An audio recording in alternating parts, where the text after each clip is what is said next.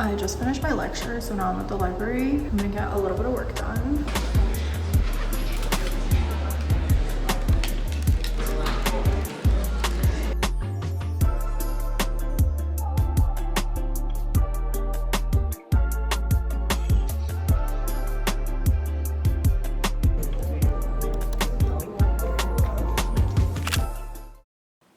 I love putting highlighter like in the middle of my eye, like right here. It just adds a glow and I love it.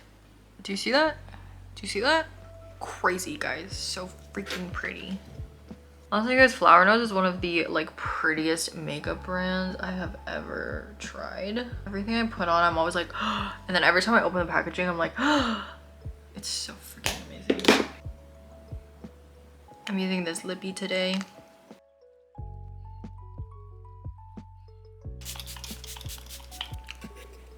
So cute. It's really nice out today. I'm currently just walking to school. I only have 2 classes today, so it'll be really chill.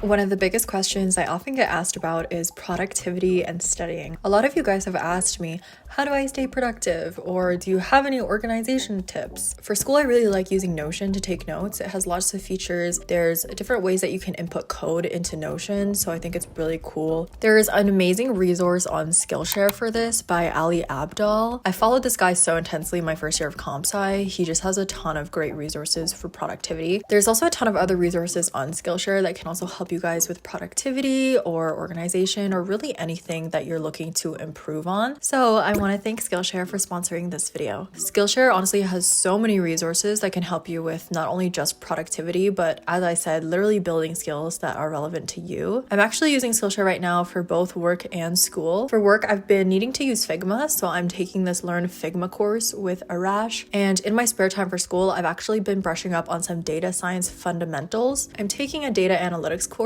and it's a little bit tough, so this extra resource has really been helping me practice. Skillshare is really organized. They have different categories depending on your interests. I actually also noticed that they have 3 new class categories. These are recent additions, but they are creative careers, creativity and inspiration, and my favorite, AI and innovation. You can literally take classes on AI and just like chat GPT and how to use it effectively, which I think is really cool. One of my favorite features is they also have learning paths, and these are structured and so organized so that the classes build upon each other. I was kind of eyeing this one on designing a 3D video game in Unreal Engine. This is one of the largest online learning communities, and there's thousands of classes that you can take. So if you're interested, check out the link in the description. The first 500 people to use this link will receive a 1-month free trial of Skillshare. Thank you again to Skillshare for sponsoring this video.